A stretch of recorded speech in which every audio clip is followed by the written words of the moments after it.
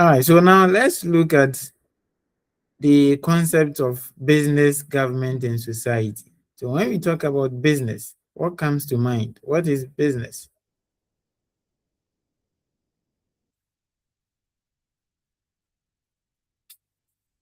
What's your understanding of the concept business? When we talk about business,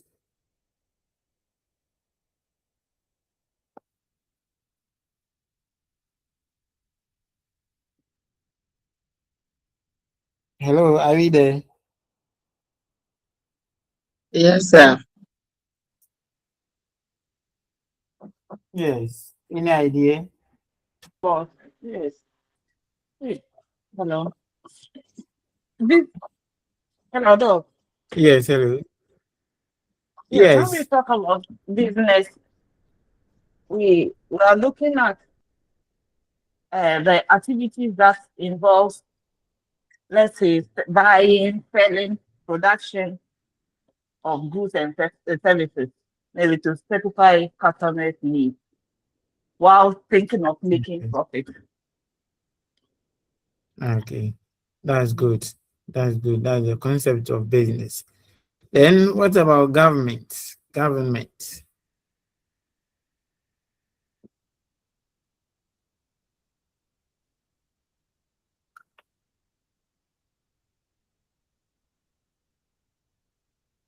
Government.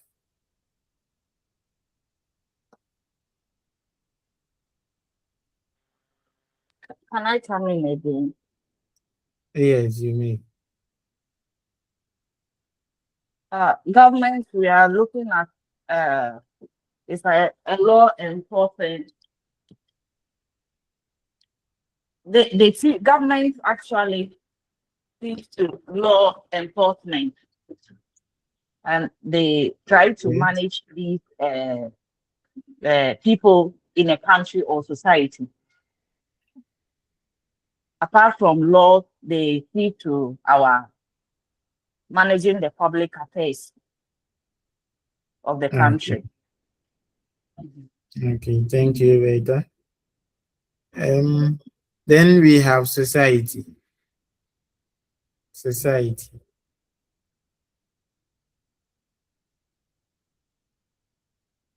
Any other person to tell us about society? So please, I think society is a group of people who live in a particular area. Okay. That's Augustina, right?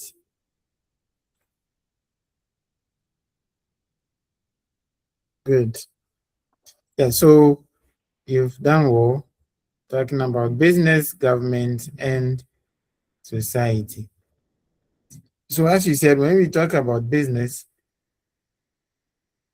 we mean a profit-making activity that provides products and services to satisfy human needs.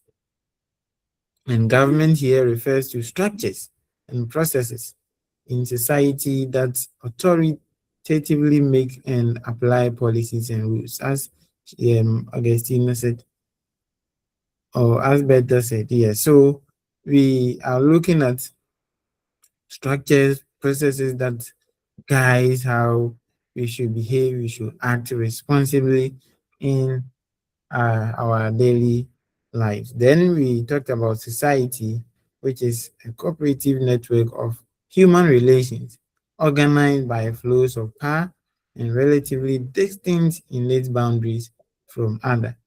So we are looking at society including elements such as ideas, institutions, and material things that constitute the society. So we are going to look at interaction between business, government, and society. So we can divide or we can see this interaction in three broad levels. So we can talk about broad conceptual level, and this level is concerned with broad issues that affect the relationship existing between businesses, government, and society. So it outlines issues like politics, the economy, and culture, which play a crucial role in affecting the outcome of business activities. So when we talk about politics, you see that sometimes when you set up a business in a country where there is always coup or change of government, it affects your business operation because a new government comes in with new policies and then you have to now adapt to the situation. You get it? And then this new government is overthrown, another government comes in, then you have to reshape things and then be able to go with the new policies. Okay, so these things affect how businesses operate in the society. Then when you take the economy, okay, in terms of interest rates, in terms of inflation and so on. These things affect how businesses operate. So if you are in a country or you are an investor and then you are investing in businesses in a country where cost of doing business is very high, it affects how your business operates. Okay, so if the economy is not favorable, it will affect business activities. Therefore, the business would also have to counter that by bringing in high cost of products, and people or the society will not also be able to patronize because cost of living is high.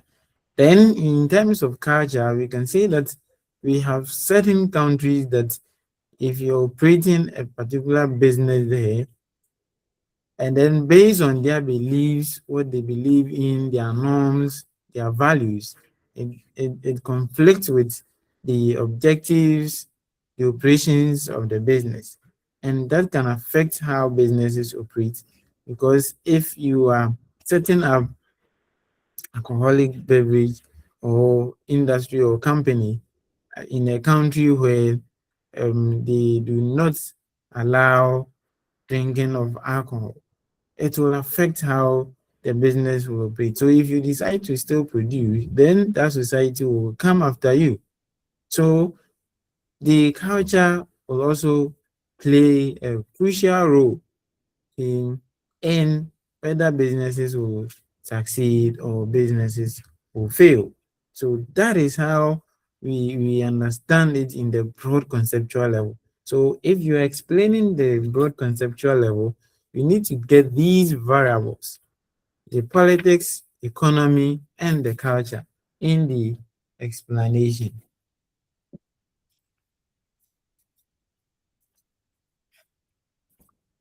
Any question?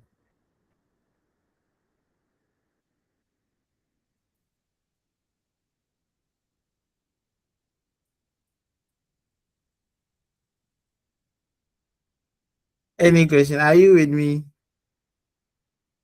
Yes, we are here with you. Yes, sir. We are here. Okay. Is it clear? Yes, very clear. Okay, so this is how we are looking at the interaction between business, government, and society.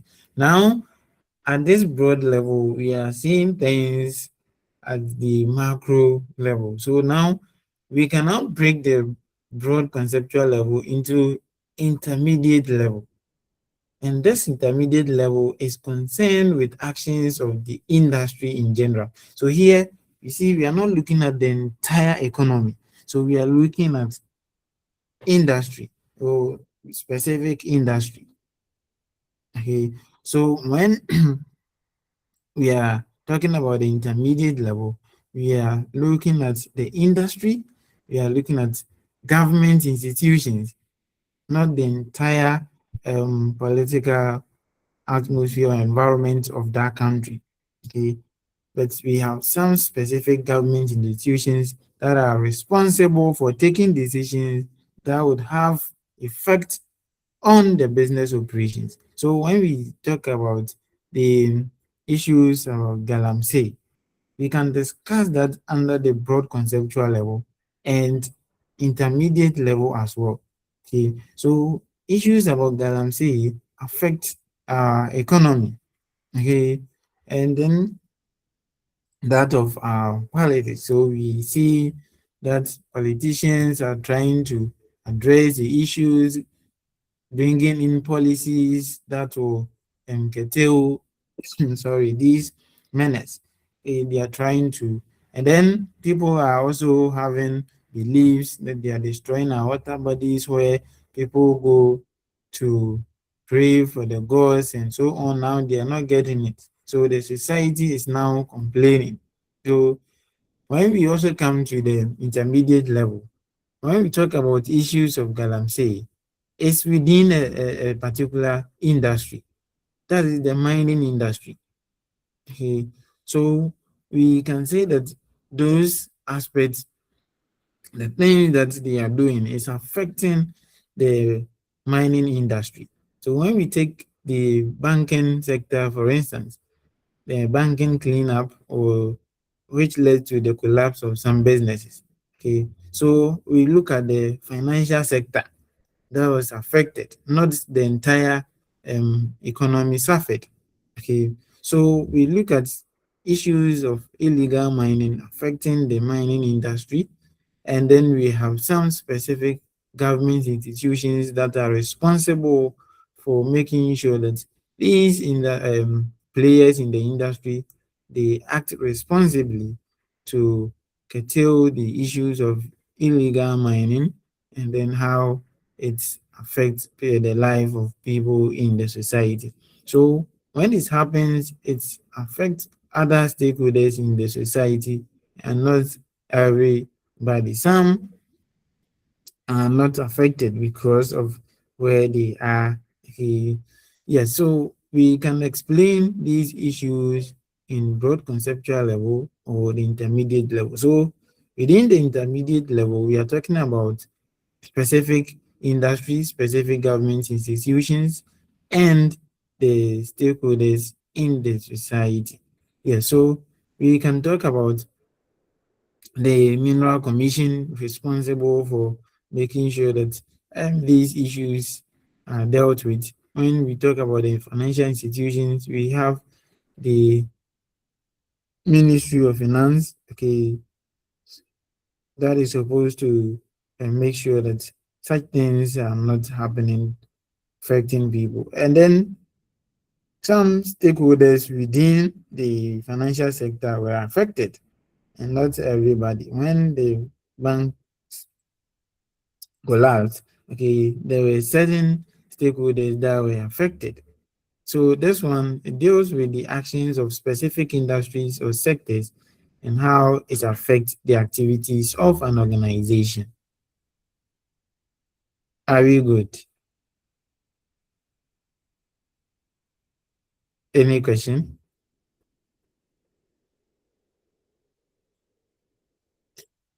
All right, so we can now break the intermediate level down to practical applied management level. So this level is concerned with how activities of specific organizations, that is firms. So here we are not looking at the entire industry, but within the industry we have specific companies, specific organizations that were affected when the banking cleanup exercise or the collapse of the banks. Okay. So it was not the entire banking sector, okay, or the finance sector that were affected, but some specific banks were affected. So we can now mention specific names, okay, under the practical applied management level. So we know that group of companies come together to form the industry. So when we are talking about the industry, we are looking at the intermediate level. But when we come to the practical applied management level, we are looking at specific firms that were affected, and specific government agencies or actors, and specific stakeholders that were affected, okay, by the activities of the businesses. So we can talk about the GM Bank, eh, and other banks that were affected.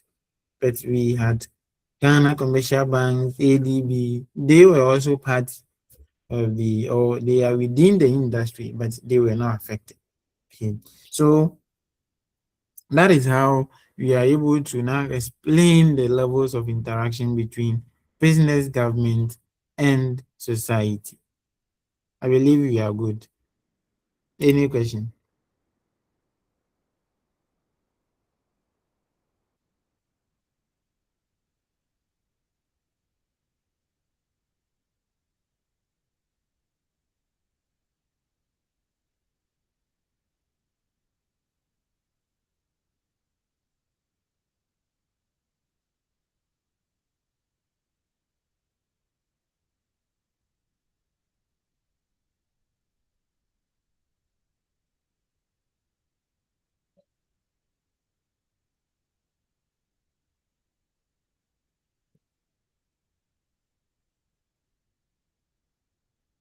Yes, are we there? Yes, please. Okay. Now, as a result of the interaction, Yeah. the the possibility that the business will take advantage. Yes, doc. Yes, think your network is not stable, so I'm not able to hear you. Are you asking a question?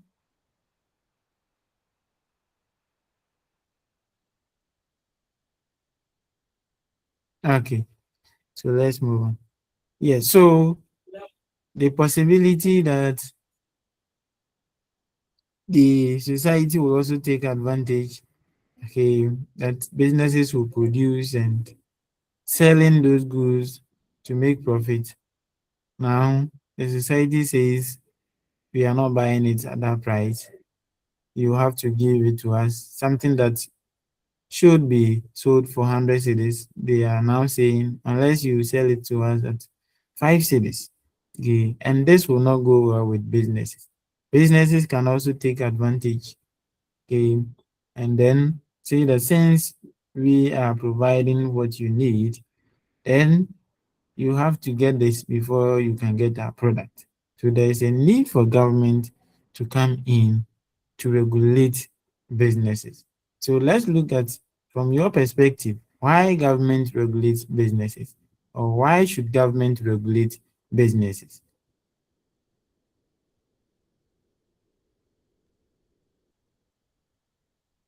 Why should government regulate businesses? Any idea? Okay. Let me, Okay. I think it is appropriate for government to regulate businesses it is in the interest of both the producer and then the customer, just to protect each one of them, protect their interest, so that businesses don't take advantage of society and society doesn't take advantage of businesses, so that each one of them will operate within the rules set. So businesses are not going to give outrageous prices for products, especially Okay. in terms of price regulation. And then society as well wouldn't want to also take advantage of businesses, especially if they are to produce certain resources for businesses to use. They don't take Okay. advantage of them, so that in both ways it serves both their interests. Okay. Yes. Any other reasons why businesses or government should regulate businesses?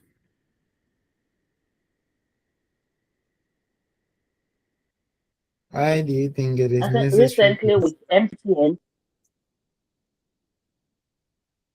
mine is just to add to what you said. Okay. Hello. Yes, you can hear. I can hear. Recently, government. Oh, okay. With MTN, Okay.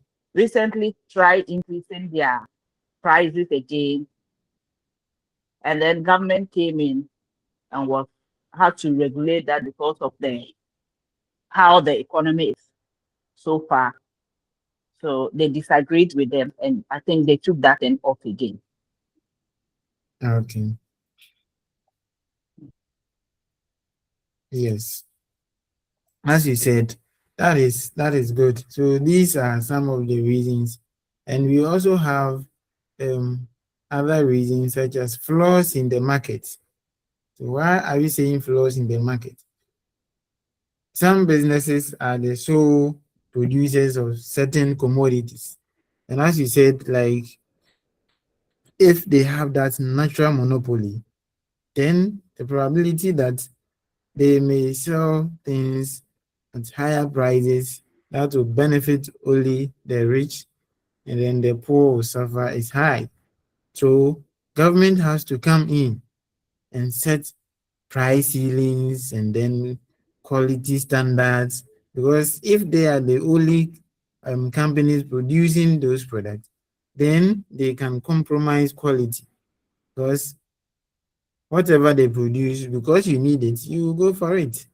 So government comes in to set standard, to set price ceiling. So below or above these prices, it becomes illegal to sell or trade. And then you have to meet this standard, the quality standard, before your product can go out there. So government has to come in to cure that natural monopoly. And then we can talk about destructive competition. So we are saying that most of the times when competition becomes too much and drives prices so low that companies start cutting corners or go bankrupt. So for example, a transport company can undercut their prices until buses become unsafe, or banks giving reckless loans just to beat competitors. So we have so many companies within the industry and trying to kill other companies. If they have the upper hand, then they start to reduce their prices so that at that price it will not become profitable for you to produce. So it means that you have to um, stop production, okay, so that they will take over the market. So government has to come in to set some price ceilings to also help address those issues. So that is another reason. And then we have externalities.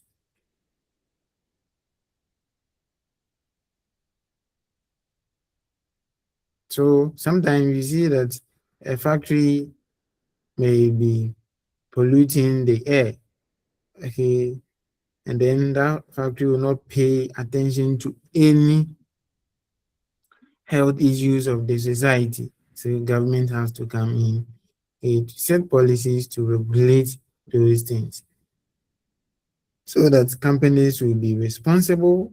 Government can introduce taxes, fines, okay, and then use that to control the behavior of the businesses. Then we can talk about inadequate information. So sometimes as buyers, you don't have all facts to make a good decision about the products that businesses are producing. So government has to come in with policies, regulations, so that on the packaging, okay, on the product, we need as much information as possible so that as consumers, we are able to, based on the facts, okay, to make informed decision, okay, on the product that we consume. So if you are buying medicine but you don't know the side effect, then means that you are just consuming something that you don't know how it is going to react with your body, or a food company not listing the ingredients in that or for making that food, okay. So means that you are taking in something that maybe that thing is not good for your health. So government comes in with strict policies to ensure that companies they provide labels that is controlled by the FDA and they ensure consumer protection. So that is how government comes in to regulate businesses in order to address these flaws in the market. Then sometimes government also have some political desirable motive. Yeah, so sometimes government have some socially desirable goods and services that wants the people to enjoy, and therefore would bring in some juicy policies, incentives to drive companies into producing these products. Okay, so government then comes in agenda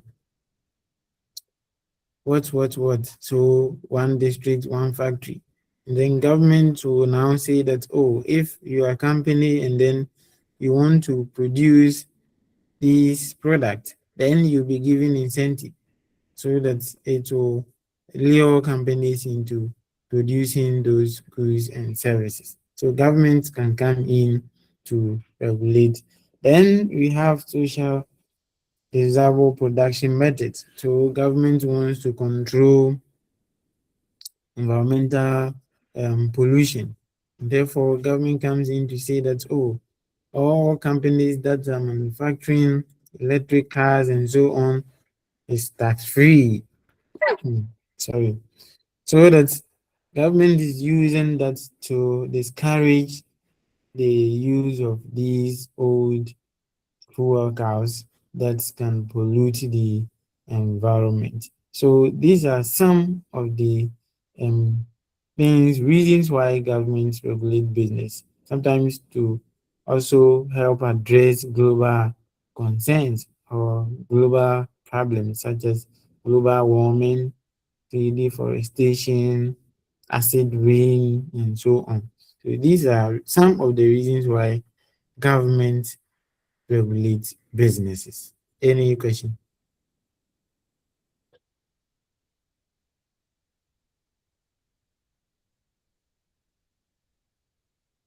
I believe you are good. We can continue. Yes, please. All right. So in business, we are dealing with people who have interest in the operations of the business, and the business also has some interest in these people. And these are stakeholders. So when we talk about stakeholders, who are stakeholders?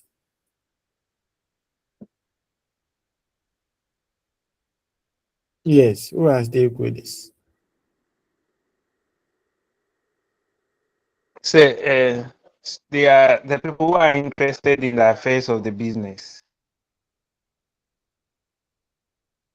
Okay, people who are interested in the affairs of the business. Yeah. So in a typical environment now, some of our stakeholders as at now. So who are your stakeholders? If you say people who are interested in, so this morning or today we have people who are interested in your life, what you do, okay, and their activities also affect you, and therefore they become your stakeholders. So who are your stakeholders as at now? Let's list some of them. Family. We don't have any stakeholder. Family. Family, you have your family. That all.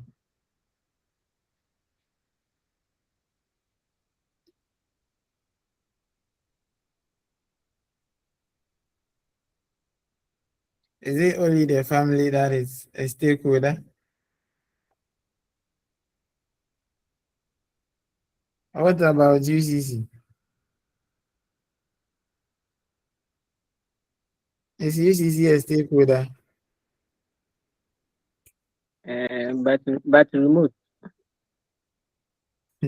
Yeah, so it can be direct or indirect, right? So Yes. UCC is now your stakeholder, your pastor is your stakeholder.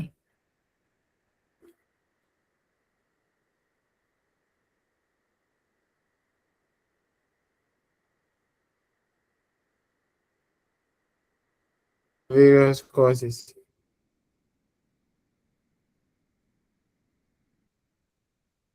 They are also stakeholders, right?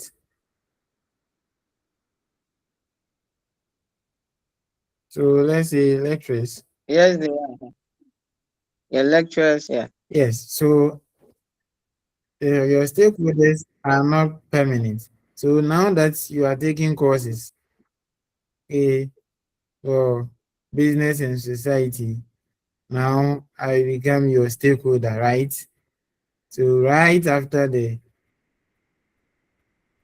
course, then I'm no more your stakeholder. So it depends, your pastor, UCC, your family. So now that you are also attending school, you have your family, you have your pastor, they are all demanding from you. Okay, you have to give family money, you have to pay UCC fee. Pastor is also taking the tithe.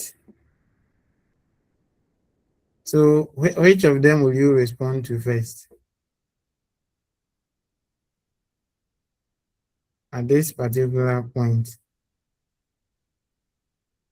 Your family is demanding for money, UCC. UCC is demanding for the fees, and your pastor is demanding for the tithe. UCC. Okay, so I will attend to UCC I first. think is that from better Yes, please. UCC. So Yes, sir. better is saying UCC first. Who else?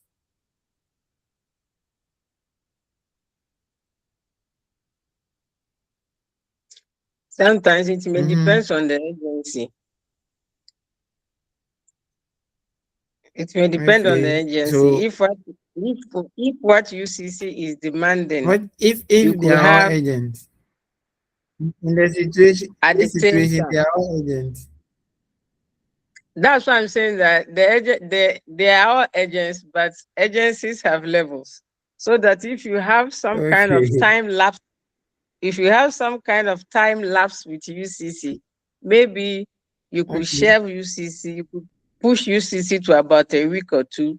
But this one, if it's something you can put aside, you may attend that one first before you look at UCC. So sometimes the timelines to the agency will help you on which one to choose. Okay. So maybe you are about to write.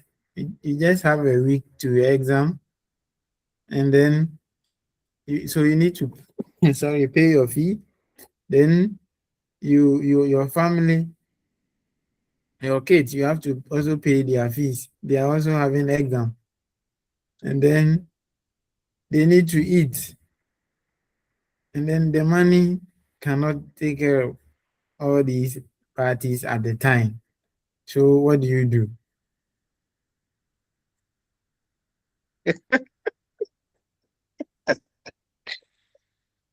Um, I'll Uh-huh. buy food for my family. Maybe you pay Okay, attention I to guess Tina is saying UCC. family first. Yes, I'll Well, buy food for my family. children. Okay. Yes, so this is just telling you that as managers, sometimes it becomes very difficult in taking certain decisions, okay, regarding these stakeholders. Because if you fail to attend to one stakeholder, it becomes a problem. So you have stakeholders, and then you need to get to know all these stakeholders, get to know their influence, their interests, so that you can take decision as to which stakeholder to attend to first before the other. Since the resources, the resources in the organization are not that much. Okay, so you have to also meet the interests of or expectations of all these stakeholders. So that is why we need to look at stakeholders and then be able to identify these stakeholders and then know the power, their interests, so that we'll be able to now treat them as such. So when we talk about a stakeholder, stakeholder refers to all that affect or are affected by the actions of the firm. So we can say that a stakeholder is a party who is capable of influencing, or being influenced directly or indirectly by the operations of business organization. So we have various stakeholders, and an important part of management's role is to identify a firm's relevant stakeholders and understand the nature of their interests, power, and alliances with one another.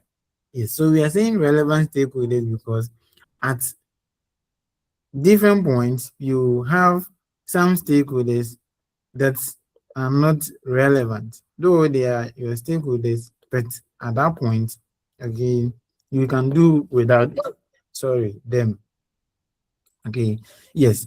So some of these key stakeholders, we can talk about creditors, directors, employees, government, and agencies, owners of the business or the shareholders. We can talk about suppliers, unions, and the community within which the business draw its resources. So the community is also a stakeholder. So different stakeholders have different influence, that is power and interest. And in terms of the stakeholder power, we have 5 kinds of stakeholder power. We have the voting power, we have the economic power, we have the political power, we have the legal power, and informational power. So if we have these stakeholders, owners are demanding for their dividend, suppliers are asking for increase in prices of their supplies, customers are demanding for reduction in the prices of the goods or services we are rendering. Government is also on our head for taxes. So as a manager, how do you then address the needs of or meet the demands of all these stakeholders? So there is a need for you to identify these stakeholders, look at their interests. So what is, if you take the shareholder, what is the interest of the shareholder? What is the power of that shareholder? So that if you are not able to meet the demands of that shareholder, how will it affect the business? Can the business still survive without the shareholders? So you need to know, so that will guide your decision as to whether you have to attend to these stakeholders first or not.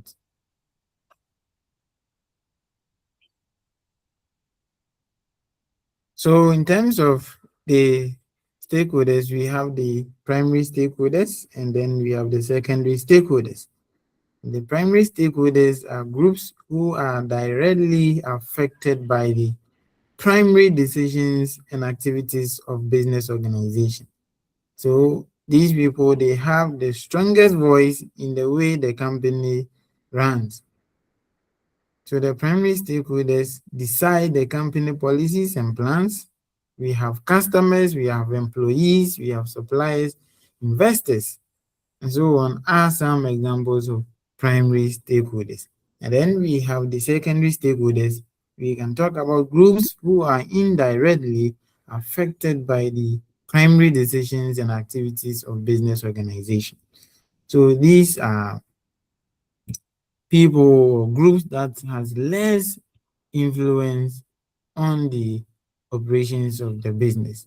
So we can talk about the general public, we can talk about the government, and then social activist groups can also be our secondary stakeholders. And these stakeholders, they have power, they have influence. So we have what we call the stakeholder power.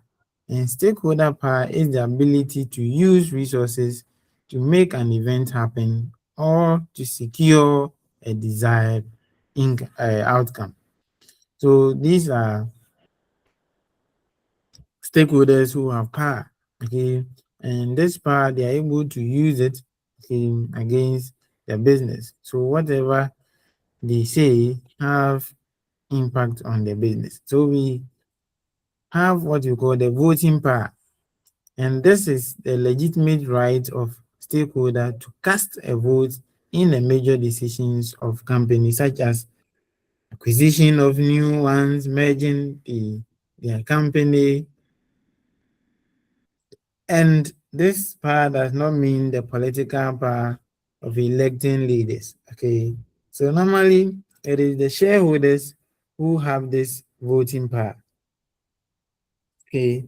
So during annual general meeting, they have the voting power to take decision as to what and how they want to see the company in the near future and how the company sorry should operate. Okay.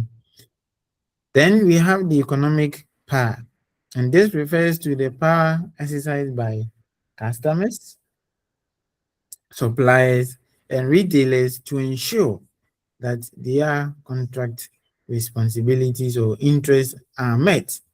So, for instance, if suppliers refuse to fill orders or they withhold supplies for the company breaching their contract agreement. So, if sorry, um, supplies, okay, decide to hold supplies, it means that it's going to affect the organization. They are not going to get raw material to produce, and that means that they have to shut their machines down. Okay, so it means that the suppliers they have economic power. Can talk about customers. And how can customers have this power? Because customers are the ones buying the product. So if they refuse to buy the company's product, if the company enacts an improper policy and they decide not to buy their product because of that, it will affect the business. So they can boycott products if the company fails to meet their standard or the items are too expensive. So that is the kind of power that the customers may have. That is economic power. Then we have political power. So which group do you think or which stakeholder do you think would have political power?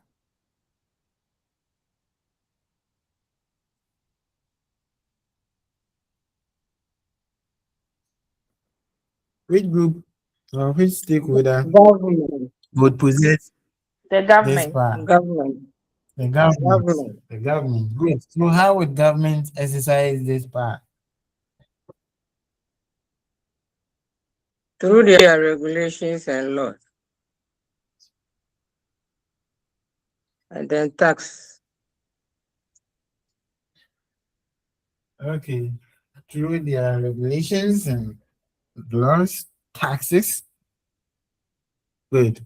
Yeah, so we are saying that, as you said, this refers to the power exercised by government through legislation, lawsuits, and it's also exercised by other stakeholders who use resources to pressure government to adopt new laws or regulations to take legal actions against a company if the company fails to meet their demands. So government can use corporate tax rates to make a business.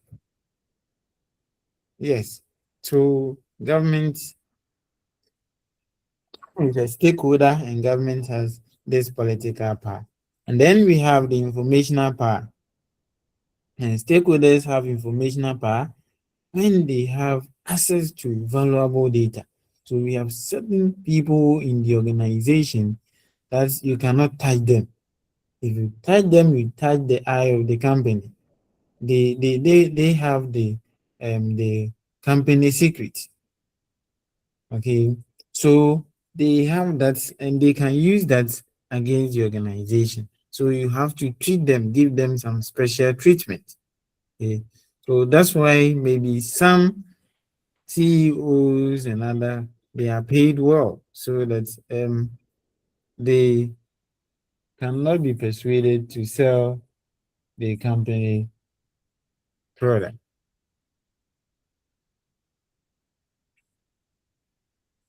So that is informational part. So customers, employees,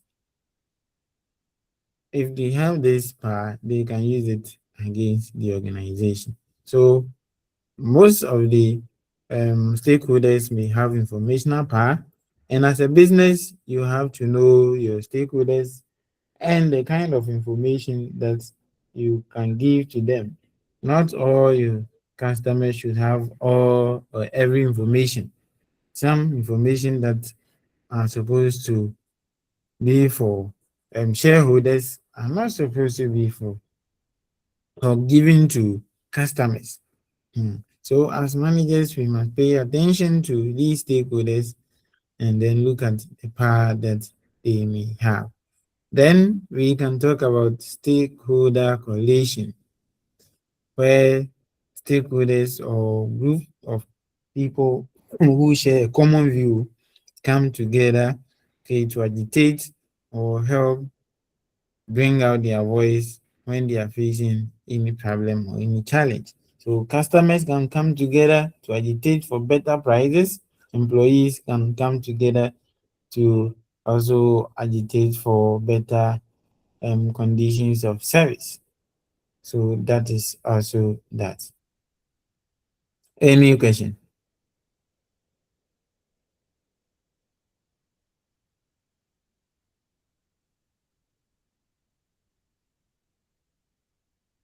So it is important that we identify our relevant stakeholders and try to meet their demands given the limited resources of the organization.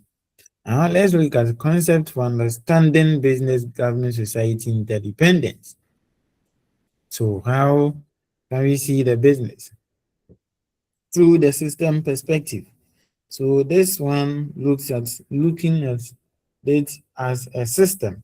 So if we have a system, then we have different components coming together to interact to form that system. So that if one aspect is affected, then it affects the entire organization or the system. So the within that system, it's like fishes in a pond. Okay, so you have to adapt to be able to survive.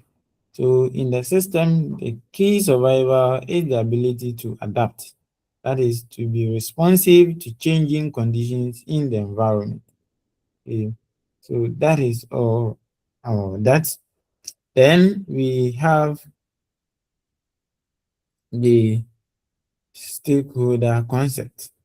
Okay, and then we have theories that helps us to understand the stakeholder concepts. We can talk about the ownership theory of a firm and then the stakeholder theory of the firm.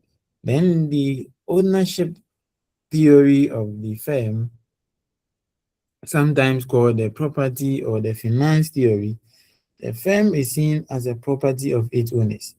So the ownership theory sees the firm as the property of its owners. Therefore, if the firm is seen as a property of its owners, what is the interest of the owners? Is dividend. And therefore, the firm must get profit as much as possible, okay, for the owners. So the firm must also um, operate in the interest of the owners. That is what the owners want, and the firm must work towards that. So the purpose of the firm is to maximize its long-term market value. That is to make Most money is gained for shareholders who own stock in the company.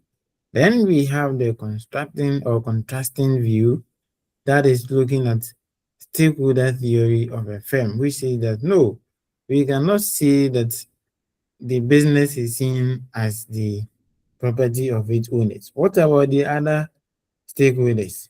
So here it says that it argues that businesses should serve a broader public purpose, okay, by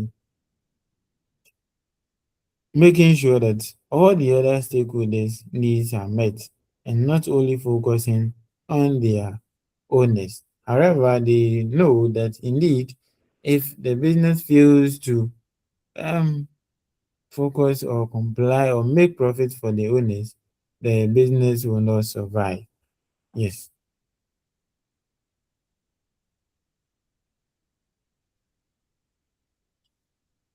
Then we have the three-legged stool, and this concept emphasizes the need for every organization to balance the interest of three major stakeholders, that is the employees, customers, and shareholders. So this concept means that though it's not saying that other stakeholders are not important, but it just says that with these three stakeholders, the business can still um, continue the operation. So the employees, they are going to work on the raw material, then the share or the customers will buy the product, give the company money, and then the company can also pay shareholders. Then shareholders will reinvest, then the company gets the employees, the raw materials, they work on it, they sell, customers buy, company gets money. So employees provide labor required for production. Customers also patronize the goods and services of the organization, and shareholders are also vital for capital acquisition for the organization. Any question?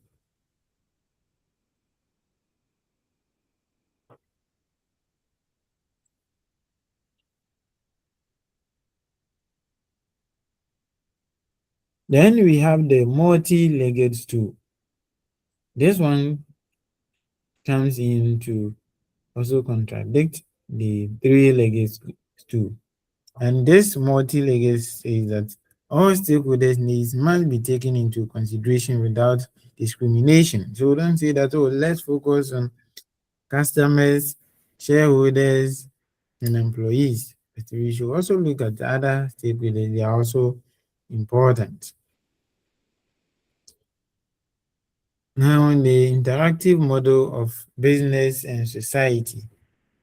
This is the combination of primary and secondary interaction of business organization.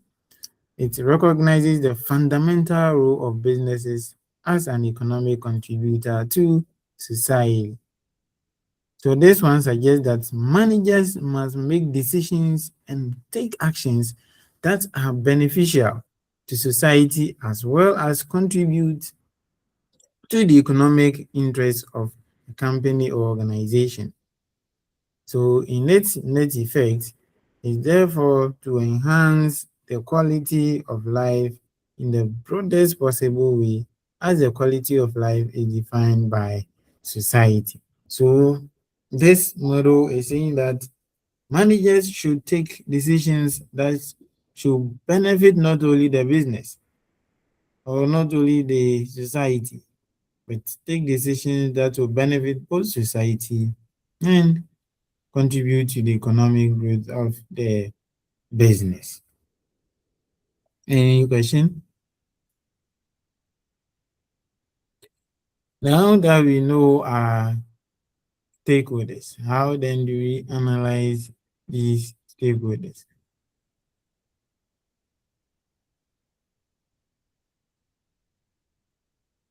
Therefore, stakeholder analysis. So an important part of the modern manager job is to identify relevant stakeholders, as we mentioned, and to understand both their interests, and the power they may have to exert the interest. This process is called the stakeholder analysis. And the organization, or from whose perspective the analysis is conducted, is the focal organization. So the stakeholder analysis asks some four key questions. That is, who are the relevant stakeholders? You write that. You answer that. What are the interests of each stakeholder? Then you look at what is the power of each stakeholder and how are coalitions likely to form.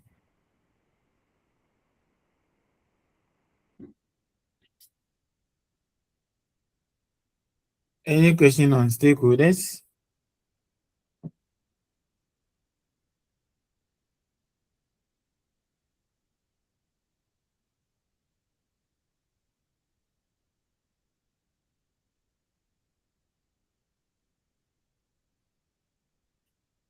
Hello, are you there?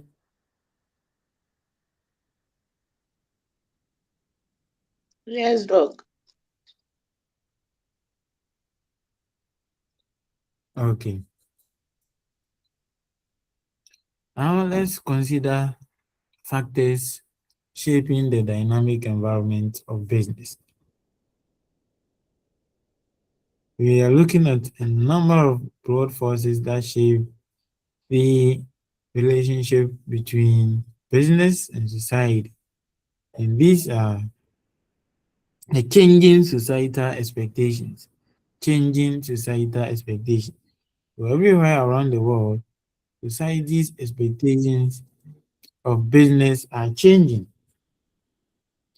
People increasingly expect business to be more responsible, believing companies should pay close attention to social issues and act as good citizens in the society.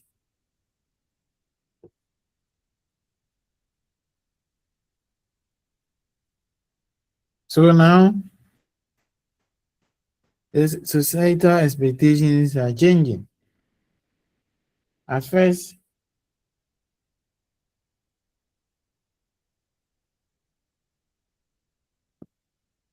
people are not concerned about what companies will do.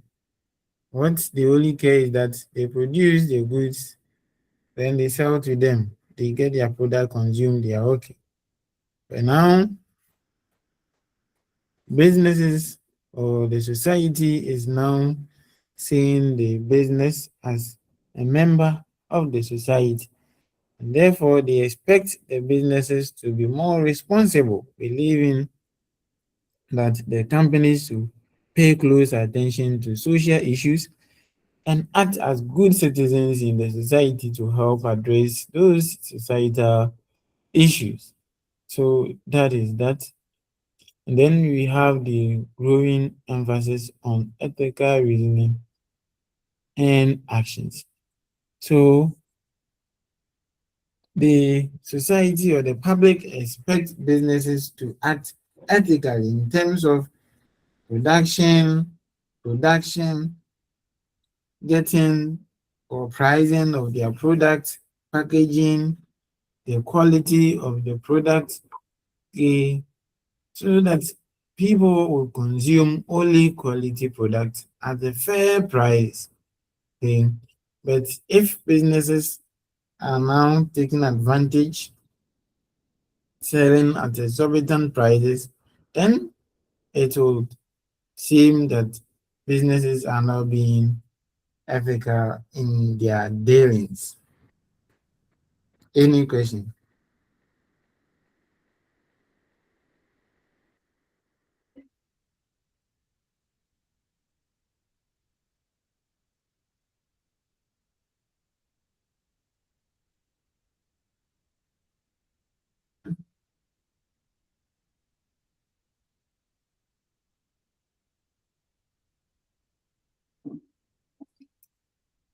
All right.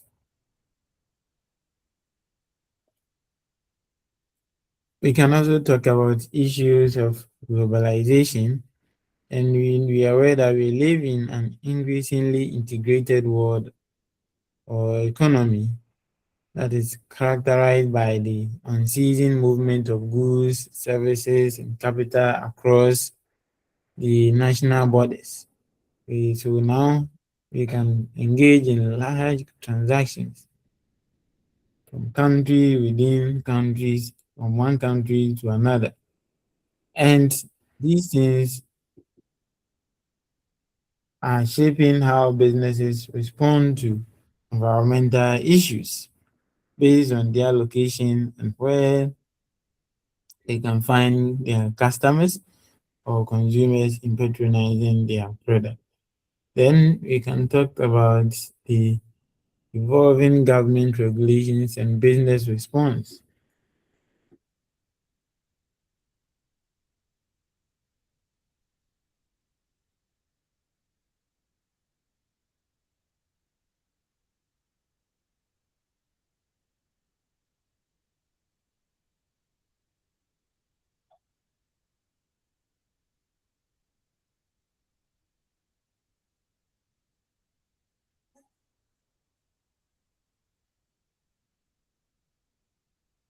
Any question?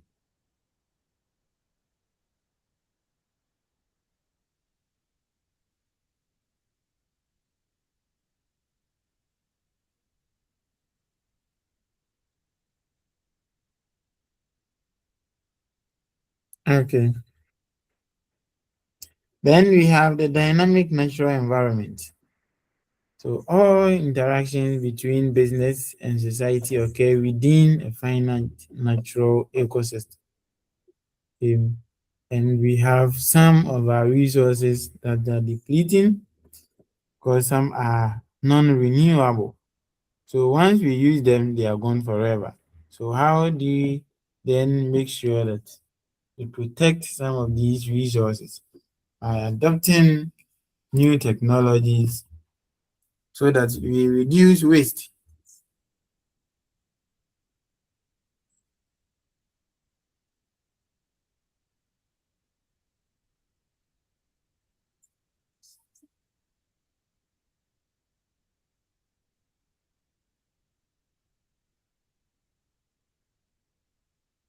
Okay, so these resources, when we use them, they are gone forever, and therefore we need as humans to practice sustainability to help so that we are able to use also technology to enhance production while trying to reduce and address the menace.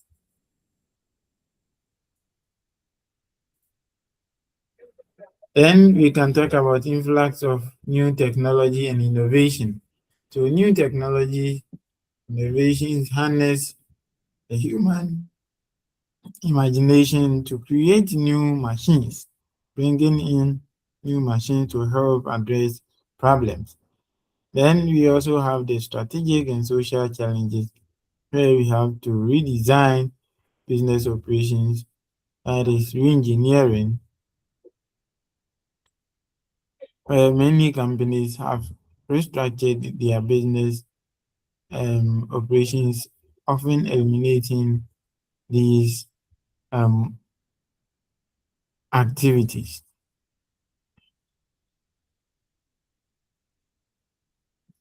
Any question?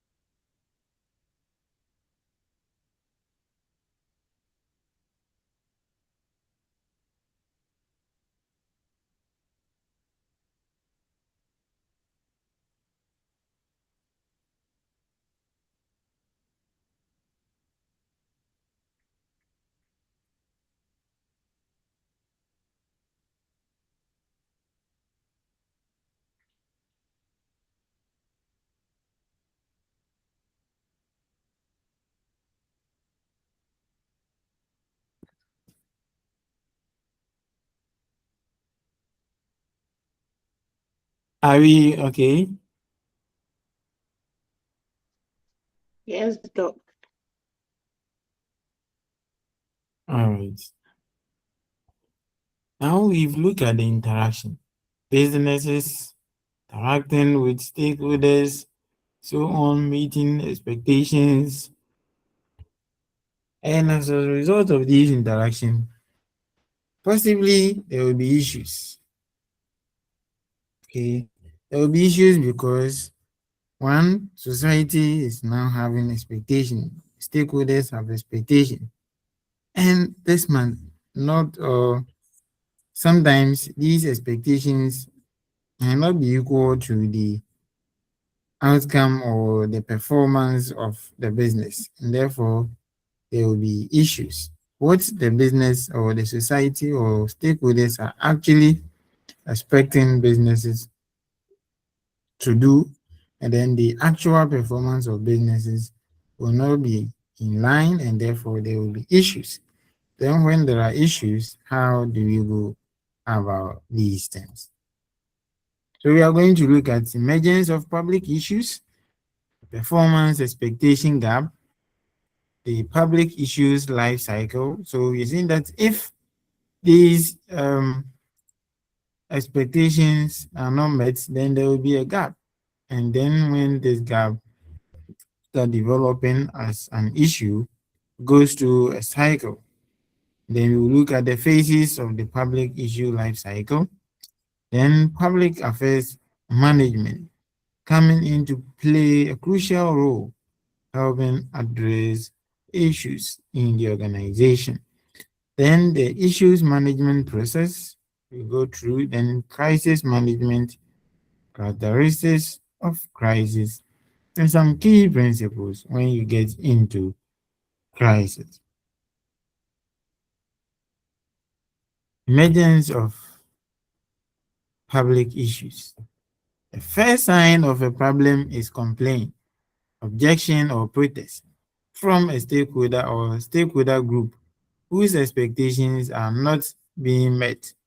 So you go to a workshop, you go to the mall, you go to market, and how you are expecting to get things, they are not like that. So it means that you have to complain.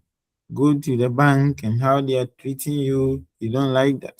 Start complaining. Okay, you write queries and so on, and that becomes a problem. So, for example, a group of residents may object to the bad odor or make from a local plant, or citizens may protest the use of monkeys or mice for science research at the local university. The complaint is an early warning indicating the existence of problem that management should examine more closely.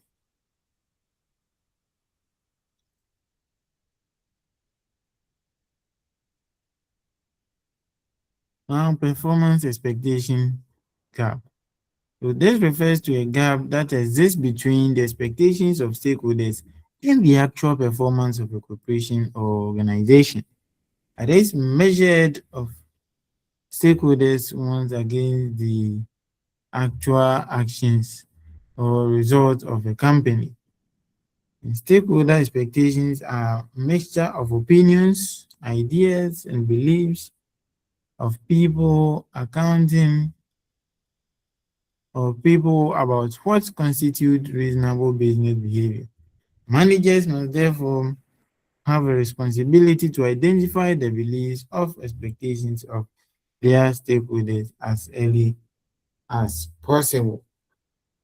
So failure to understand their concerns and respond appropriately will permit the performance expectation gap to grow larger. The gap shows the magnitude of the difference between what stakeholders expect and the firm's actual performance. The larger the gap, the larger the risk of stakeholder backlash. So that is that. So stakeholders will have perception, you have expectations that they are expecting the business to meet. However, the actual result from their actions may not be the same, and therefore people may start complaining, agitating here and there. So you need to also look at that and work on it. The effective management of stakeholder concerns begins with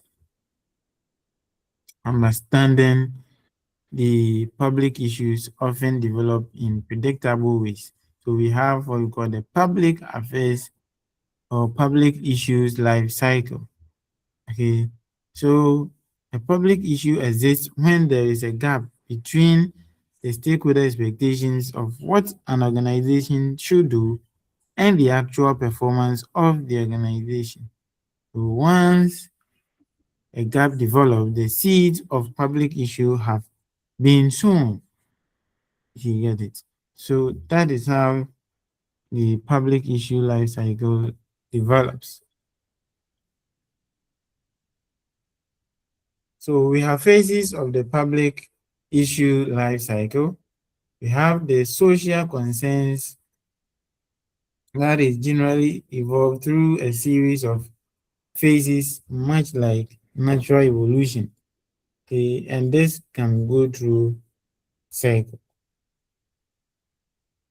So signs are critical in anticipating problems and working to resolve them before they reach a higher proportion. So we have the phases through which the public issues will evolve. So if you're a company and then see that people come to your work premises, they start complaining, you must come down, listen to these concerns and address them before it moves on from one phase to another. So we are looking at public issue life cycle, where we are looking at the level of stakeholder concerns against the time. So if whether their level of concerns are high or low, gain time. So we have phase one, that is changing stakeholder expectation. Then phase two, political action. Phase three, formal government action. Phase four is legal implementation.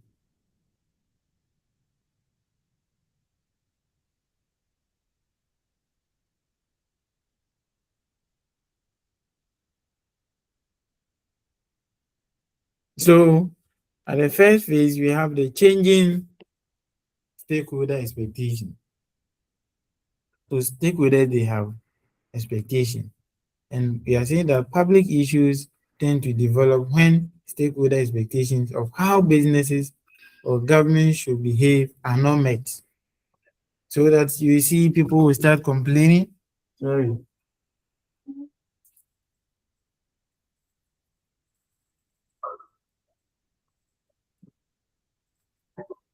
Yes, people will start complaining. Then you see that the expectations are not met. So this agitation from stakeholders may take many forms, ranging from small groups of residents objecting to the order produced by the company, or to concerns of animal lovers for their use of animals for scientific research, or maybe a particular raw material being used to produce some or a certain product. So once the gap develops, then we said that the seed of public issue have been sown. Then if the seed germinates, that's what it grows. So you see that now it moved from one phase to the another. So the first phase is the changing stakeholder expectation. So here you see that people are agitating, they are complaining. You see some signs. People informally, they come together to agitate. Then, if nothing is done about that, it moves from the first phase to the second phase. That is political action phase. Political action phase. So at this phase, is concerned with canvassing support in the form of formally organized groups or campaigns to appeal to government to ensure that their needs are met. Okay.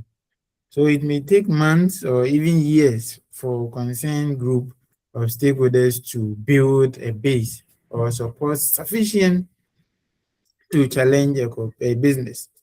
So through organized groups and campaigns, stakeholders make their agitations known.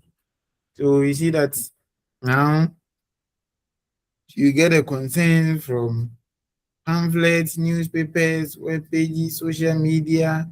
Okay. And this may attract the media, which will result in newspaper, radio, television coverage. So people will now be talking about this. Hey, here, these are the concerns. Now, you see, politicians are often interested in citizens' concerns and often anxious to advocate actions on their behalf. Oh, you take charge, you do this for you, let's all plead on the government. This is not what you see. So, government officials now become aware, okay, and with they bring in different power use in closing this gap. So they try to help address this gap. Then if nothing is done about that, then you will see formal government action. So at the second phase, people are calling on government to come, that is the political action phase. Government becomes aware but nothing is done, expecting that businesses will be responsible enough to help address the issue. So the former government action. This phase is concerned with the use of laws, regulations by government to resolve a public issue or problem. So government acts or government try to enact laws and regulations, okay, to help businesses keep them in check. And also government make use of the expertise of lawyers and lobbyists to decide which laws should suit that particular public issue. So here government is relying on the experts, okay, to bring out policies to help address the issue. So here quickly businesses try to now run to government, okay, so that the government takes actions on their or that will favor their business. You get it? Yes. Then if nothing is done about it, it moves on to legal implementation. So now the government enacts the laws at the former government action phase and expecting that businesses will implement these laws to help them address the problem. But if nothing is done about it, it moves on to the legal implementation. And this is the last phase that deals with ensuring that the laws and regulations made by the government is enforced. Okay. So the laws are enforced here and not at the former government action phase. So making a public policy decision does not mean that the policy will be carried out automatically.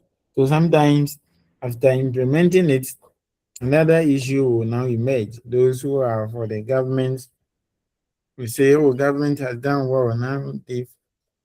Then those who are against will say, oh, government is being too harsh, heavy on the organization. This should not be the way. And then people will start complaining again. Any question on the faces? Are we there? Any question on the faces?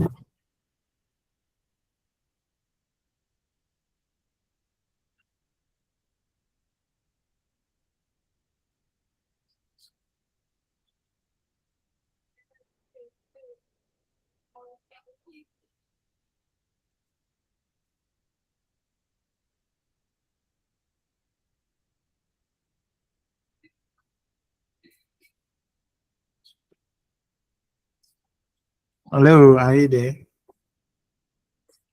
Yes, Doc. Yes, please. David?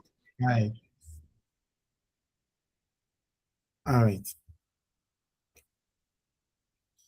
And so we have some situations where certain issues they never end. Okay, so we have continuing issues. So you see the debate about those issues after the implementation of the policies will now keep the issue alive again. New government officials may be receptive in changing the law or interpreting it differently. Groups opposing those policies will now start, and then the issue continues, becomes continuing issue. And if you have that, then as a business, you don't have to put all your resources into addressing such issue, because that issue will not die out to be to be emerge again, and you need to also address that. So you need to know how you'll be able to manage that. So in a typical organization, when you are faced with these challenges, you need to have a department that is the public affairs management to deal with your information communication, how to communicate with the external bodies or external affairs or your external stakeholders. So the public affairs management, you're saying that this is active management of companies' external relations, especially its relations with external stakeholders such as governments, regulatory agencies, and communities. So other names used to describe the function are the external affairs or corporate relations. It is therefore the interaction an entity has with its external stakeholders, and this is managed by the public affairs management. And what do? They perform some three critical roles. The first thing is social and political intelligence. That's where the public affairs management are responsible for collecting, analyzing, and preparing social and political intelligence for management. So you have to analyze issues, collect information, make interpretation, and it is concerned with gathering relevant data, making analysis and interpretation, as well as drawing conclusion about organization and its stakeholders. The role should therefore facilitate accurate understanding of people, issues, trends, factors that can affect the achievement of strategic goals and objectives.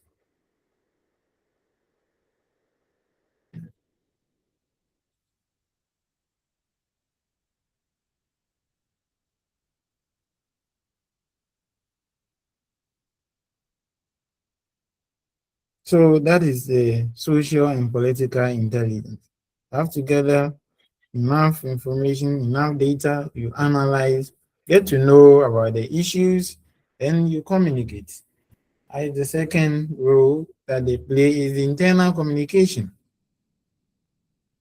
That is, the public affairs must communicate what it learns to other managers throughout the company.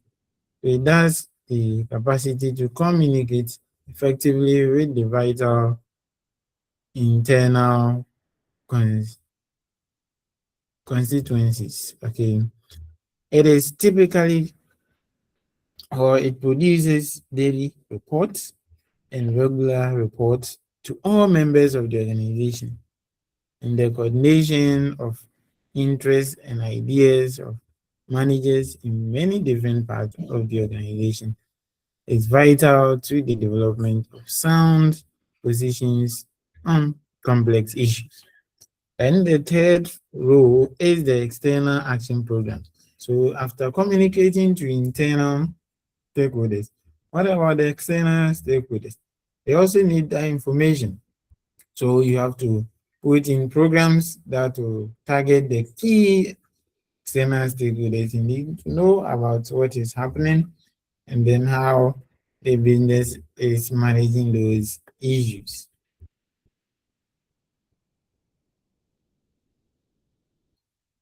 Now, managing public issues, the process of managing public issue.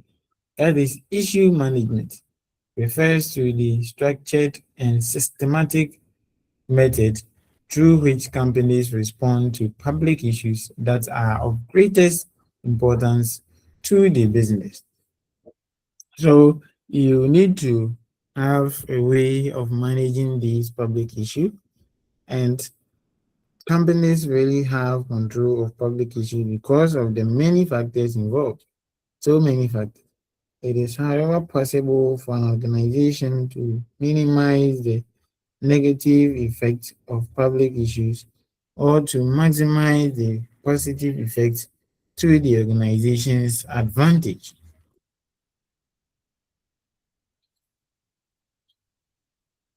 So what are the process? First thing is issues identification. This involves the active scanning of newspapers, other media, and experts and community concerns to identify issues concerned to the public. So getting that data will help you because there are many ways to spot emerging issues. Manager must decide how best to focus their efforts. Companies often use electronic databases, including the internet, to track ideas, themes, and issues that may be relevant to their public policy interest. So the public affairs management must identify these issues by scanning the media, the newspapers, expert views, what people are saying about it, and concerns to be able to now get what is on the ground. Then, after identification, issues analysis. Once the issues are identified, the facts and implications of the issue must be analyzed. For example, tobacco companies have interest in having researchers examine every study that examines a link between passive smoking and health effects. So this analysis is guided by management needed to answer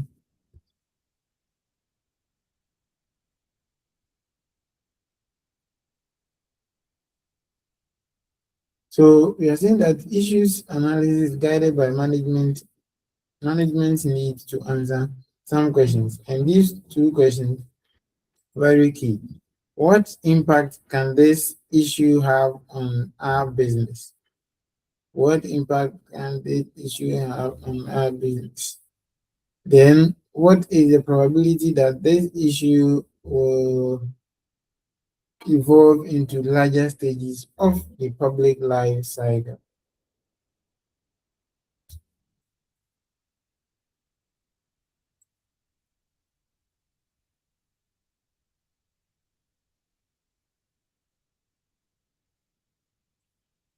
Then we have the policy options. Now you have to get alternatives so that within the alternatives, we can choose one and then implement. Okay, so that is that. Then the implementation of it, we have to have a program design where a policy that is chosen, a company must also design and implement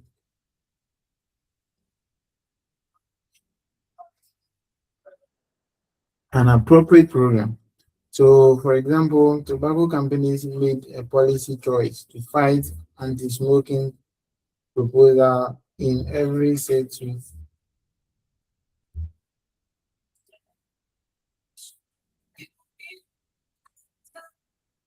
So their program is made the anti-smoking laws.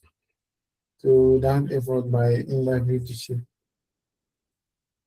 Okay, these are things. So you have to identify, you have to analyze, we have to select, then design, program, and then implement that.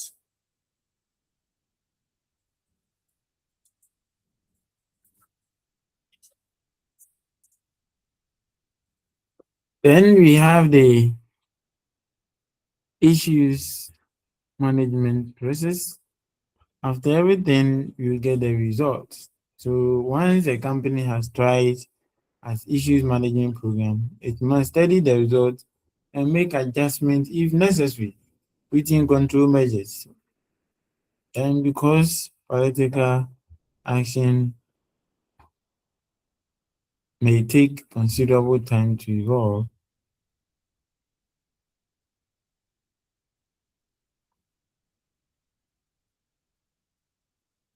so you need to communicate the results. Now, when you are managing a single issue, it becomes very important for your decision making because you can introduce a lot of variables.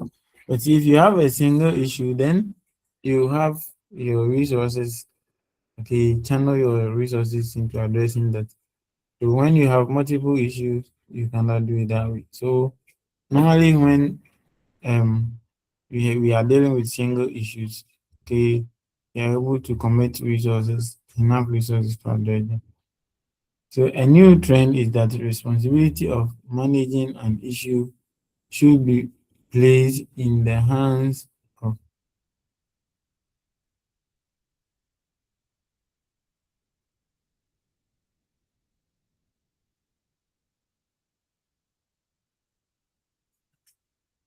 so here when we are managing single issue, okay, I'm saying that for example, an issue involving tax rate or the depreciation schedule will be assigned to an issue manager from the company's tax department. So here we are saying that a new trend is that responsibility of managing an issue should be placed on the hands of managers from the area of the business most affected by the problem.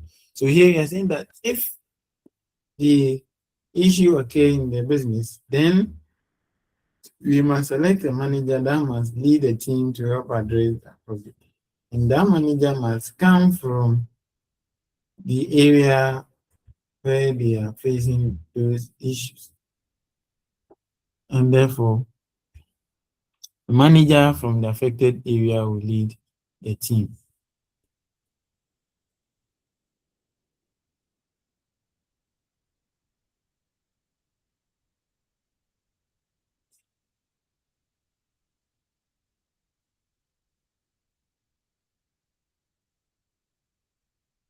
Yeah, so when we allow the manager from the affected area to lead, we call that a quarterback system. So we should pay attention, the quarterback system, in which one manager coordinates the effort of a team of people from across the company.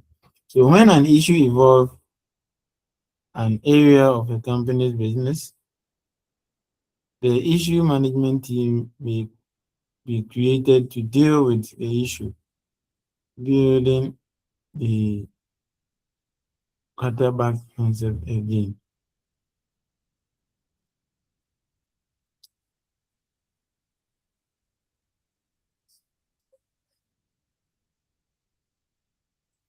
Then that is managing single issue, where we let one manager from affected area lead the team to help address. But when we are managing multiple issues, then it means that we have to set priorities about which one will receive the most frequent, and then we try to also look at the number of issues that a company can actively work on a limited resource. So many companies use an issue priority matrix such as this one. We have the impact of issues on company against the probability of the issues continuing.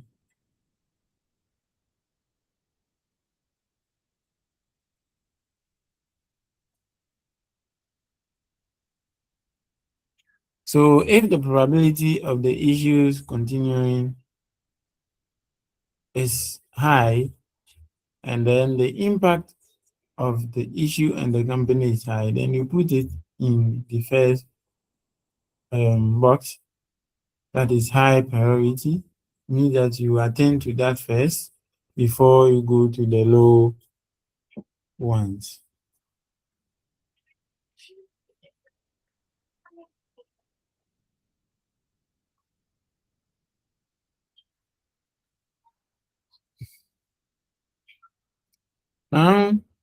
These issues can lead us into crisis, and therefore we need to look at crisis management. When we are in crisis, well, how do we quit? Should we quit? No. How do we then manage crisis? So crisis refers to the process used to respond to short-term and immediate shock which stem from incidents such as accidents, disasters, catastrophe, or injury.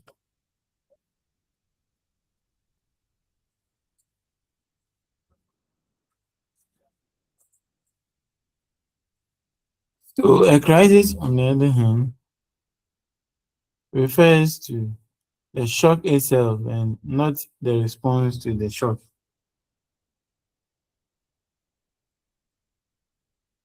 Now, some features of crisis. Crisis comes as a surprise. So it's the single most defining characteristic of a crisis. Crisis often happens without warning, and thus the organization is in no way prepared for the event. So managers are therefore left to react to events beyond their control. It is very important for every organization to expect unexpected and take all necessary steps, actions to ensure that the outcome of a crisis become minimum.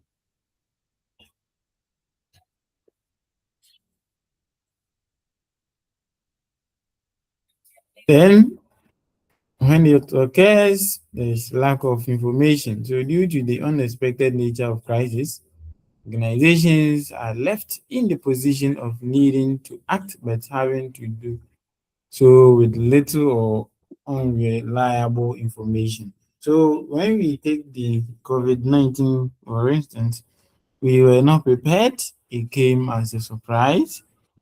And you see how we lacked information. Some were suggesting a whole lot of stuff. Then we also have the escalating pace of events. As a crisis does not wait until a company is ready for it. Once a crisis begins, it often sets in motion a chain of events that increase number and complexity of the for the organization.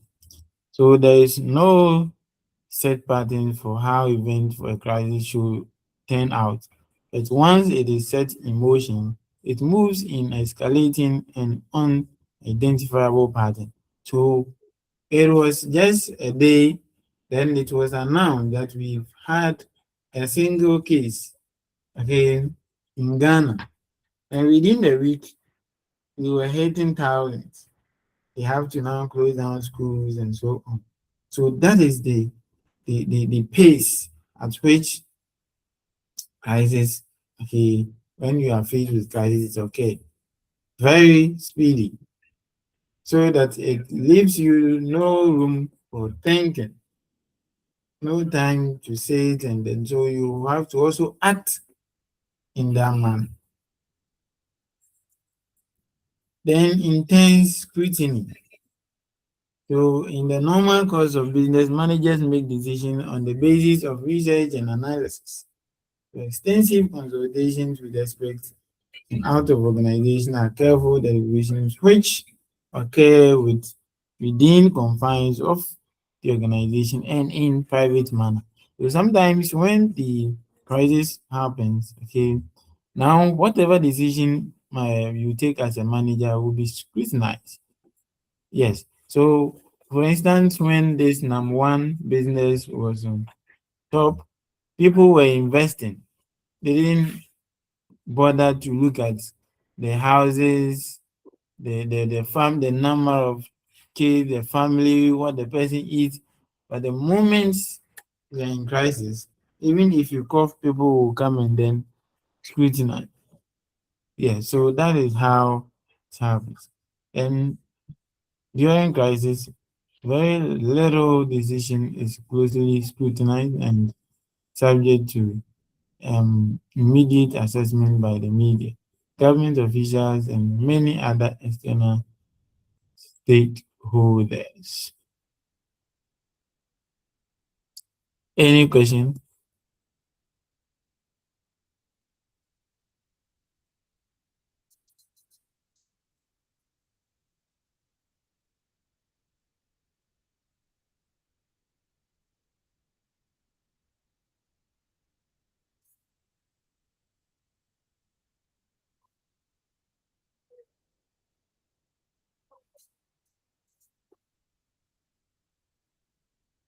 Any question?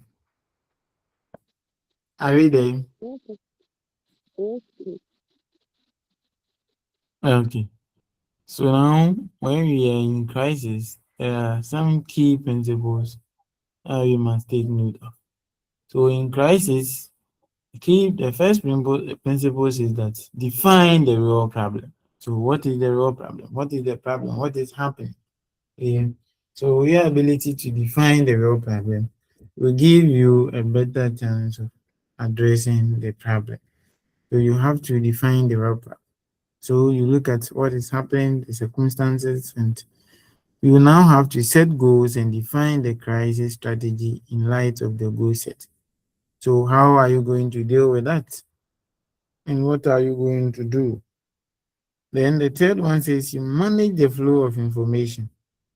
So why do you think the third principle state that you should manage the flow of information when you are in crisis? Is any response? Why should you manage the flow of information? Let me try. Okay. During that time, there's a likelihood that there will be floods of information coming in. Some will cause tension, others to support issue.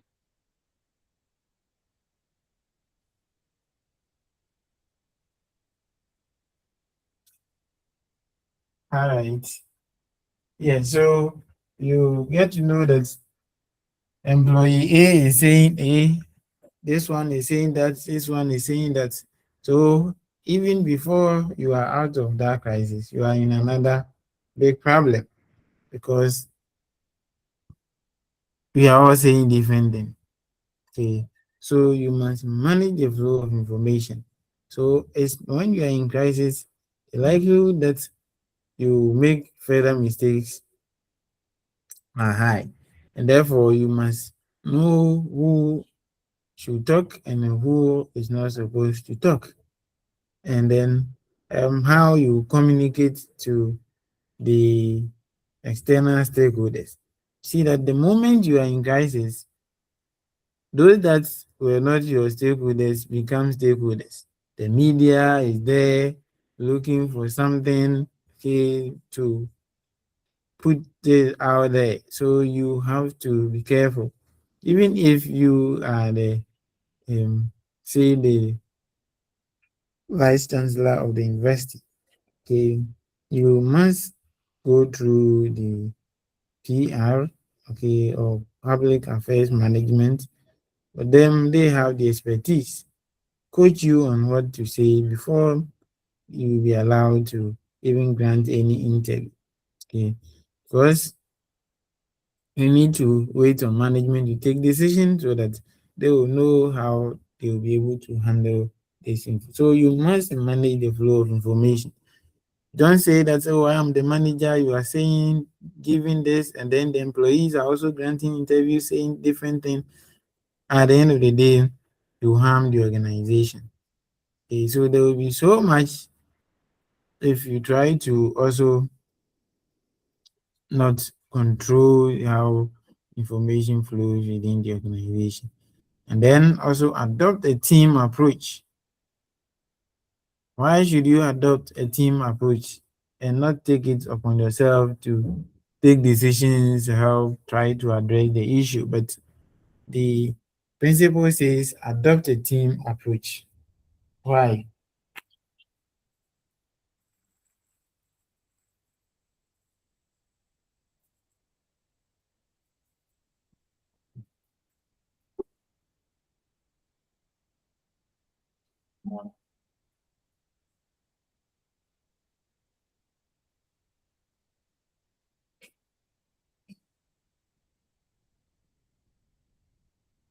Any reason?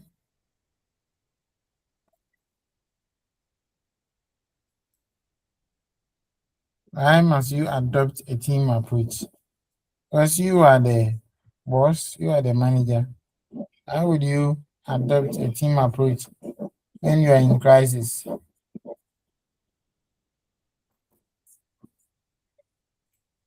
What do you think is the reason why you have to adopt a team approach?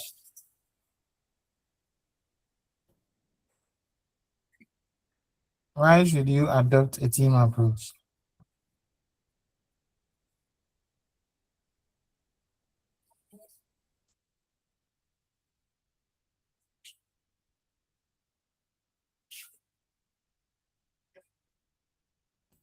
Any reason?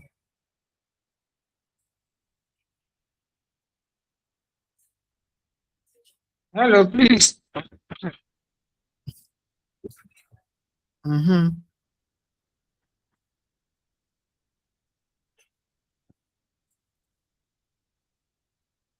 Yeah, we are not talking.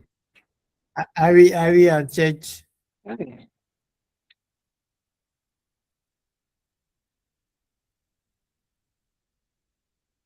Why must you adopt a team approach?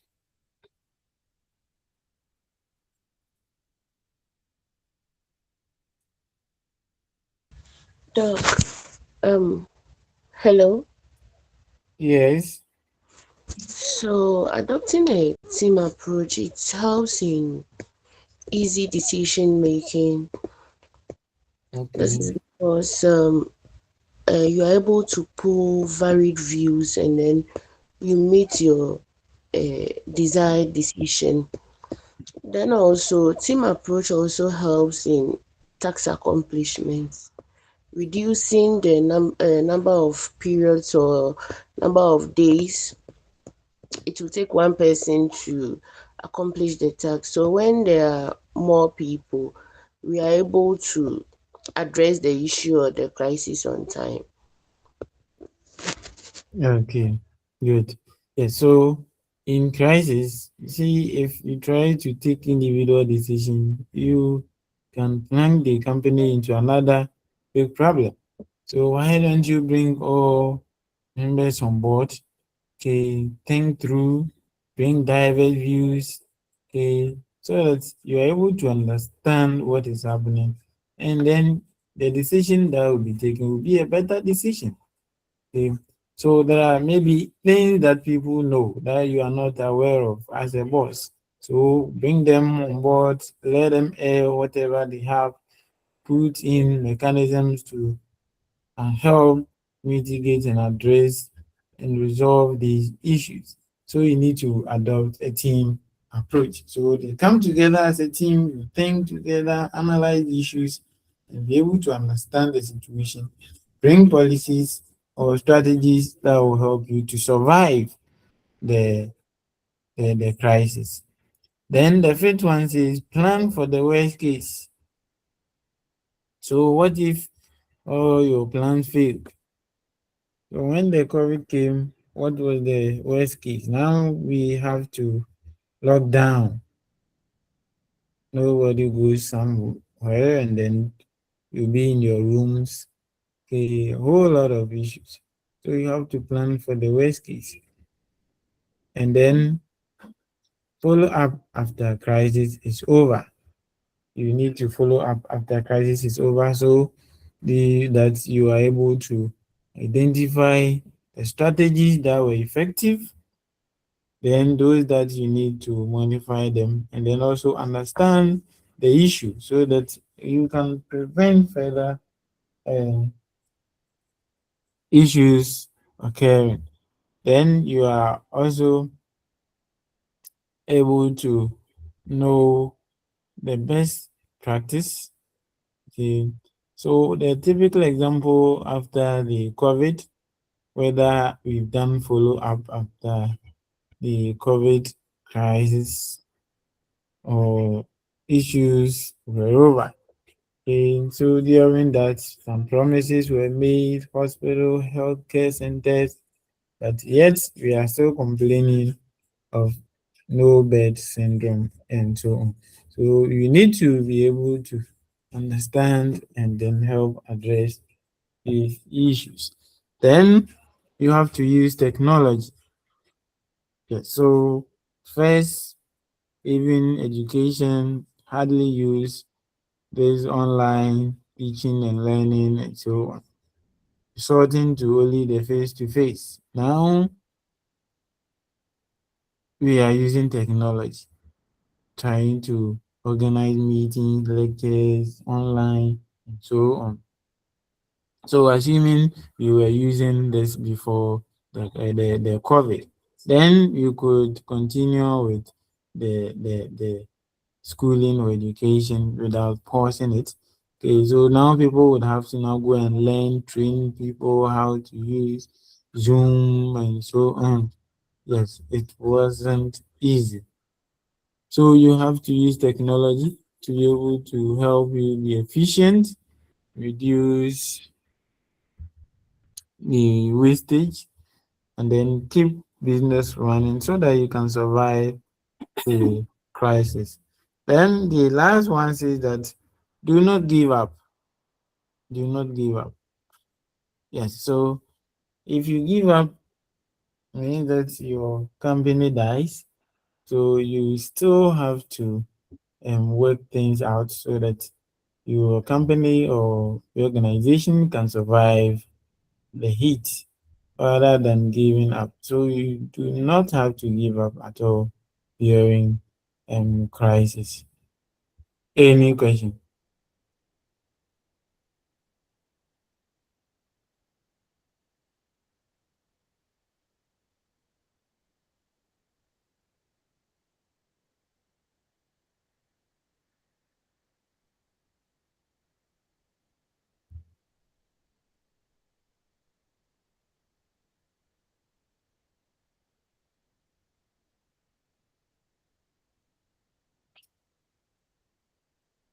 Yes, any question?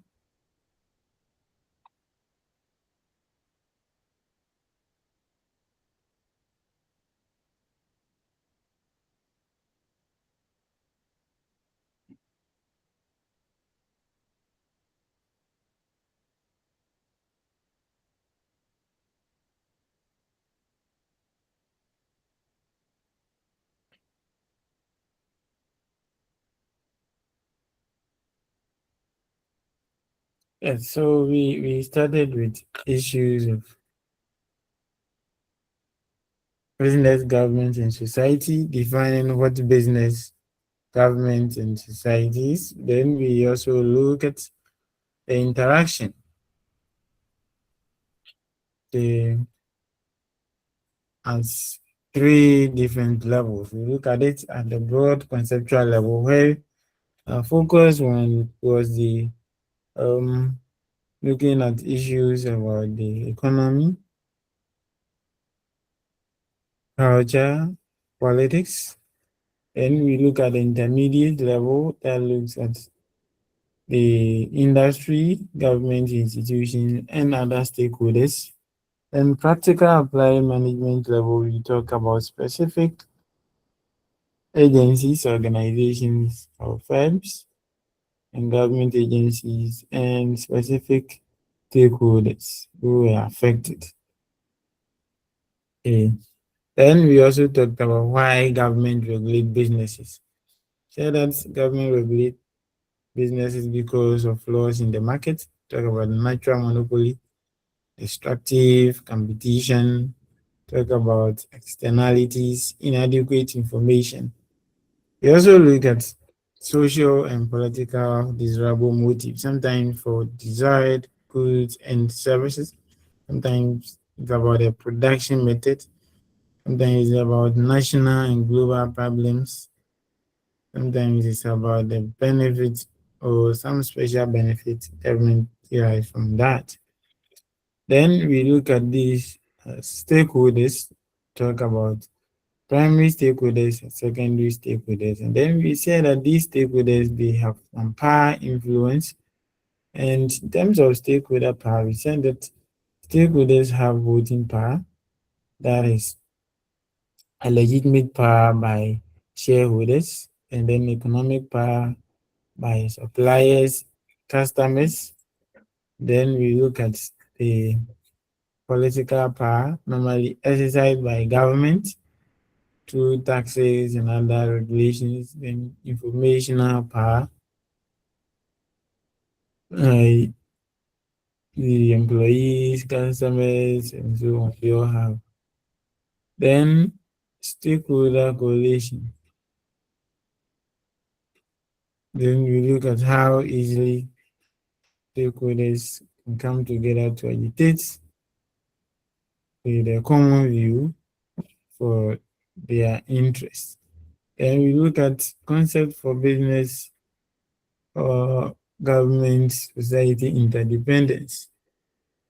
The system perspective, where we say that businesses are seen as firms or social organisms within which we have various components embedded in, and the components interact to function well. So if any aspect has a problem, it affects the entire system.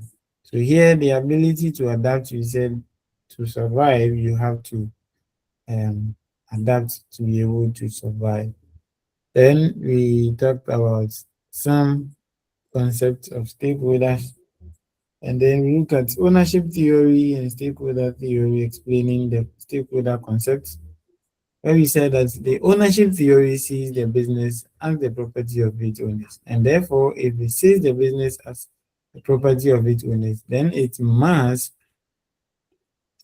be able to meet the interests of these shareholders by giving them enough money to grow and expand their company. Then you have the stakeholder theory that argues that businesses should serve broader purpose rather than focusing on the owners only. What about suppliers? What about customers and so on? Then we have the three-legged stool that says that a business can still survive when it focuses on employees, customers, and shareholders. Then the multi-legged stool came to counter that. That's all stakeholders are important, and the business must serve their interests without discrimination. We look at the interactive model of business, which suggests that managers should take decisions and action that are beneficial to both the society and the, the company. Then we talk about stakeholder analysis. So that some key questions the stakeholder analysis asks 4 questions. That is, who are the relevant stakeholders? what are the interests of the stakeholders, what is the power of each stakeholder, and how coalitions are likely to form. Then factors shaping the dynamic environment of business. We talked about changing stakeholder expectation, growing emphasis on ethical reasoning and actions. Talk about globalization. Talked about dynamic natural environments. Then the influx of new technology and innovation, strategic and social challenge. This what we talked about. And then we also look at the business and public issues. And we said that the first sign of a problem is complaints or objections, or you see protest, because expectations of the stakeholders are not met. Yes. Then we said that the stakeholder expectations are both mixture of opinions and attitudes about people, which constitutes reasonable business behavior. If the business are not behaving reasonably, then it will bring out create this gap. This gap follows cycle. Then we said that the first cycle is the changing stakeholder expectation. This is where the stakeholder expectations are not met. Then we start to agitate, form some rules, relying on governments to come and help address the issue. And if nothing is done about it, then we see political action, where now the stakeholders or the concerned groups are now canvassing support to formally organize themselves, then appeal to government to ensure that their needs are met. So you get to know about the issues, the web pages, and so on. And if nothing is done about it, it moves on to the formal government action. Now government comes in, relying on experts to set policies, rules, regulations to address this problem. Then, if nothing is done about it, it moves on to the legal implementation, where now government comes in to enforce the laws or regulations made by the government, the former government action phase. Then we have continuous issues. So that is debate about some public issues may continue long after the implementation policy. Advocacy groups may keep the issue alive, knowing that new government officials may be receptive to changing the law or interpreting it differently. So these continuing issues, therefore, there is a need for public affairs management to come in to help manage the issues and then the flow of information. And we said that they perform some three critical roles, that is social and political intelligence, where they would have to now gather data, they analyze, and that will help them to take decision. And then we have the internal communication. So after they've gathered the data, they have to communicate throughout the company, okay, so that we all get to know what is happening, so we can all speak one language. Then we have the external action programs, where try to communicate these programs to the target external stakeholders. Then we also look at the process managing public issues. We talk about issues identification, identify the issues, then you analyze them, then you now have to develop alternatives. You select the alternatives and then you enjoy.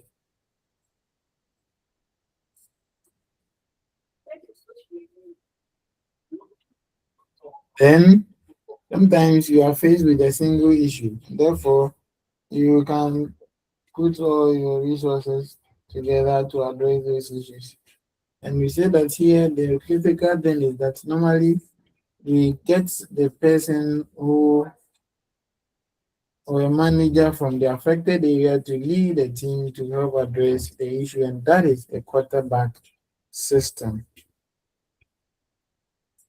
However, managing multiple issues becomes a little complex, and therefore you have to set priorities. So, that to help you address the issue. In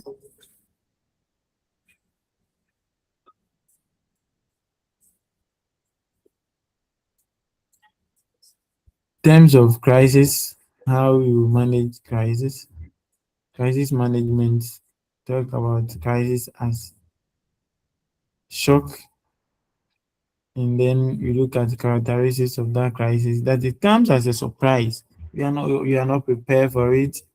Okay, you don't see any signs, and then it just comes. So you have little time to prepare. Then it's also there's lack of information when you're in crisis. You don't really get much information to take decision on. Then we also talk about the escalating pace of events. That's when the crisis sets motion, it runs at a faster rate, very complex, and controlling it becomes very difficult. Then we are also saying that there is intense scrutiny when there is crisis.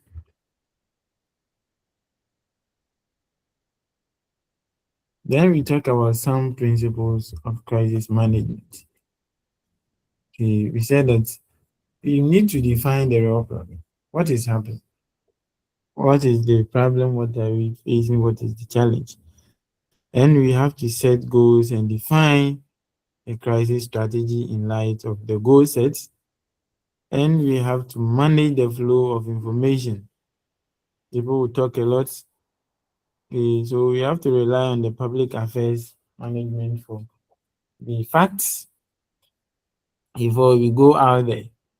Okay, other than that, your employees will go out there and then be talking, talking, and they'll plunge the organization into another trouble.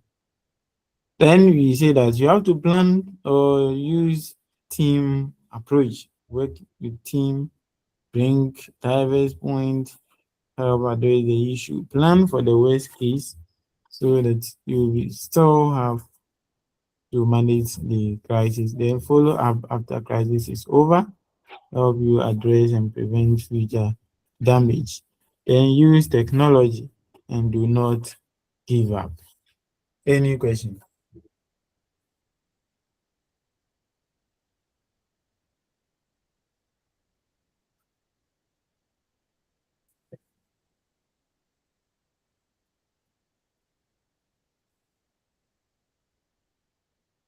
Yes. Are you there? Yes, please. Yes, please. Yes, please, I'm still here. Okay. Any question? Any contribution?